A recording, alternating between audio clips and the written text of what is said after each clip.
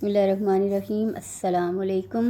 آج ہم شاعر مشرق علامہ محمد اقبال کی نظم فاطمہ بنت عبداللہ کا مطالعہ کریں گے۔ نظم فاطمہ بنت عبداللہ ان کے مجموعہ کلام بانگ درا سے لی گئی ہے۔ اس نظم میں انہوں نے ایک 14 سالہ عرب لڑکی فاطمہ بنت عبداللہ کو خراج تحسین پیش کیا ہے۔ فاطمہ بنت عبداللہ عرب سردار عبداللہ کی بیٹی تھی اور جنگ طرابلس میں غازیوں کو پانی پلاتے ہوئے شہید ہوئی۔ فاطمہ میں آزادی کا یہ جذبہ اپنے والد اور چچا کو دیکھ کر پیدا ہوا۔ علامہ اقبال نے بڑے خوبصورت انداز میں فاطمہ بنت عبداللہ کو خراج تحسین پیش کیا ہے۔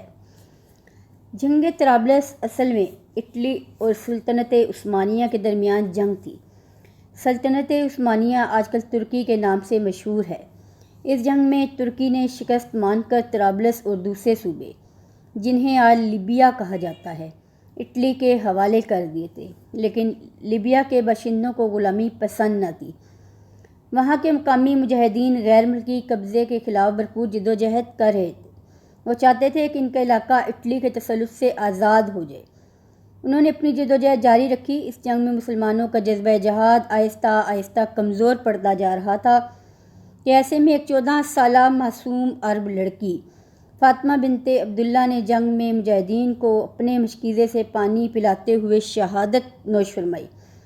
اس کی شہادت نے راکھ میں دبی ہوئی چنگاری کا کام کیا اور مسلمان دوبارہ جذبہ جہاد سے سرشار ہو گئے۔ اقبال کہتے ہیں کہ فاطمہ تو ابروئے امت مرحوم ہے، ذرا ذرا تیری مشت خاک کا معصوم ہے۔ یہ شہادت حور صحرائی تیری قسمت میں تھی، غازیان دین کی سکائی تیری قسمت میں تھی۔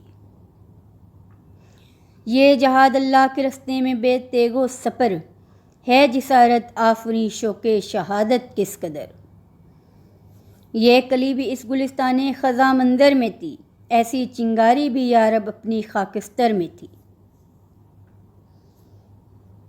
اپنے صحرا میں بہت آہو ابھی پوشیدہ ہیں، بجلیاں برسے ہوئے بادل میں بھی خوابیدہ ہیں۔ فاطمہ کو شبنم افشاں آنکھ تیرے غم میں ہے، نغمہ عشرت بھی اپنے نالۂ ماتم میں ہے۔ رقص تیری خاک کا کتنا نشاط انگیز ہے، ذرا ذرا زندگی کے سوز سے لبریز ہے کوئی ہنگامہ تیری تربت خاموش میں، پل رہی ہے ایک قوم تازہ اس آغوش میں۔ تازہ انجم کا فضائے آسماں میں ہے ظہور، دیدہ انسان سے نامحرم ہے جن کی موج نور۔ جن کے تبانی میں انداز کہن بھی نو بھی ہے، اور تیرے کوکب تقدیر کا پرتو بھی ہے۔